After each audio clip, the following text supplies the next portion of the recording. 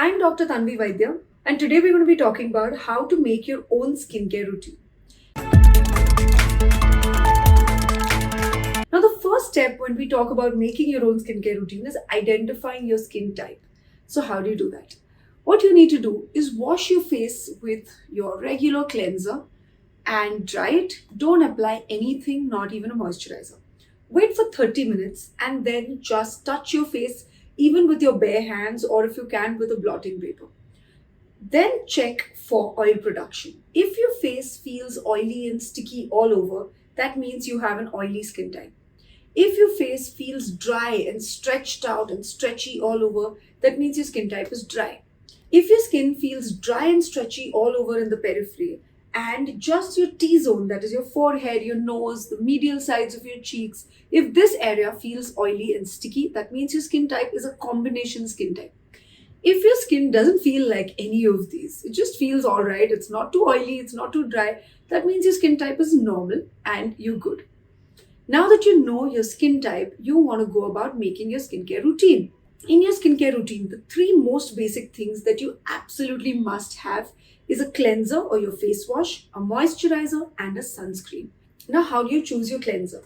If your skin is extremely dry, very sensitive, stick to very mild cleansers. You get cetyl alcohol based cleansers, which are usually absolutely non stripping. They may even feel like a lotion and they won't dry your skin out. Use those. When you have very oily skin, or even say a combination skin, or if you're acne prone, use a salicylic acid based cleanser. Salicylic acid helps reduce oil production from your skin, so it really works well. If you face pigmentation, then use a glycolic acid based cleanser or a kojic acid based cleanser. If you have a lot of active acne, you may want a benzyl peroxide based cleanser. So you can choose these ingredients in your cleanser based on your skin type. Remember, when you cleanse your face, you just need to cleanse your face twice a day, once in the morning, once at night. If you feel there's too much buildup in the middle, you can cleanse with just water, but you don't particularly need a face wash to be used more than twice in a day. Now, if you use a lot of makeup or if you're using very thick sunscreens which have a lot of residue on your face, then you may want to use something known as double cleansing. Double cleansing particularly can be done at night, at the end of the day, when you need to take all of your makeup or your sunscreens off. What double cleansing means is that first you cleanse your skin using micellar water wipes, or you can use a cleansing balm to first get all of that buildup off your face. These balms or micellar water helps dissolve any lipids or oils that are present in these makeup products or these sunscreens, which may not be possible with water-based cleansers. After that, post this first step, then you move on to the second step of double cleansing, which is using your regular cleanser like a face wash and washing it all off with water. This is what is double cleansing. Next, coming to your moisturizer. If you have more dry skin, choose a heavier moisturizer. If you have oily or combination skin, choose a lighter gel-based moisturizer. Next is the same with your sunscreens. If you have very dry skin, use cream-based, more hydrating sunscreens. If you have very oily or combination skin or acne-prone skin, use lighter gel-based or silicone-based, more mattifying sunscreens which feel light on your skin. Next, you need to identify your skin concerns. So concerns are different from your skin type. Concerns may be concerns like acne, blackheads, it could be pigmentation, it could be rosacea. These are concerns that are present on your skin which you need to identify. Based on your concerns, we will be choosing the active ingredients for your skin. Next, now that you know your concerns, let's pick actives that will help you deal with your individual concerns. So let's go step by step. This would be a sort of mini guide to help you choose exactly what ingredients you can use for what skin concern. Coming to dryness, extreme dryness or dullness, and you want your skin to reflect light better and hold moisture better, use hyaluronic acid, works brilliantly. Always use it on damp skin and layer it with a moisturizer so it locks that moisture in. Next, if your skin is extremely oily and you want to reduce that oil production, or if you have a tendency for a lot of blackheads or open pores, then use salicylic acid or niacinamide. They work brilliantly to keep that oil production in check. Next, if you have acne, again, ingredients like niacinamide, salicylic acid, retinoids, stronger retinoids, of course, these would be prescription grade ingredients, would again help with your acne. If your main concern is skin aging and you want to prevent signs of aging in the long term, Use ingredients like vitamin C, retinoids, or peptides. They'll work brilliantly to help battle signs of aging. If your main concern is pigmentation of any form, you can look for ingredients like vitamin C, lactic acid, mandelic acid, kojic acid, glycolic acid. All of them work brilliantly to keep that pigmentation in check.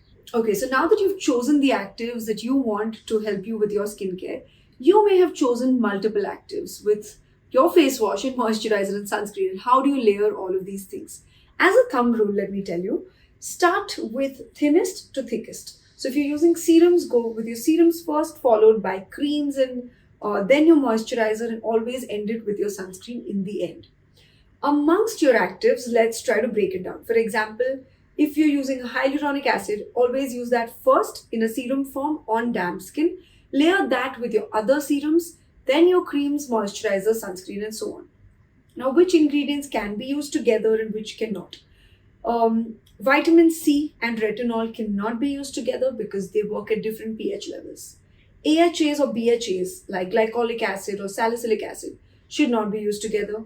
Next, coming to dealing with purging. When you start new ingredients like AHAs, BHAs, or your retinoids, these can cause something called purging.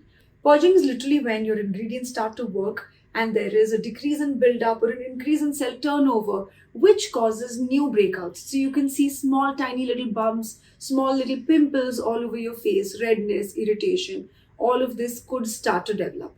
If this happens, don't be alarmed. Make sure that you stick through with your skincare routine. Maybe space your ingredients out a little bit, decrease the frequency of application, but stick through with it, continue with it. Purging usually lasts for 2 to 3 weeks and it settles in a month's time. If you feel, however, that the irritation is a little too much, do talk to your dermatologist. Don't blindly try to follow what I'm saying. This does not constitute medical advice, and you need to realize the difference between purging and positive irritation. Lastly, do remember that a lot of these ingredients can also damage your barrier. What I mean by that is an over exfoliation can happen.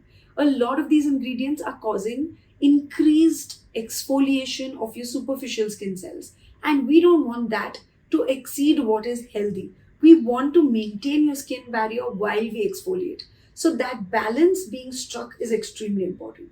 If you see too much of scaling, too much of drying out, space out your application of products, decrease the frequency, decrease the amount you use, and moisturize better. Use ingredients like ceramides or squalene in your moisturizers. Use hyaluronic acid. All of these help to replenish your barrier. If at any point while you do this, you feel any difficulty or you feel your skin's getting irritated, your barriers getting damaged, do not hesitate to talk to a dermatologist. A dermatologist will always be able to help you to get your skincare routine on the right track. If you have any more questions, have you tried experimenting and something hasn't suited you, ask me in the comments. For more such videos and more information, don't forget to like, share, and subscribe.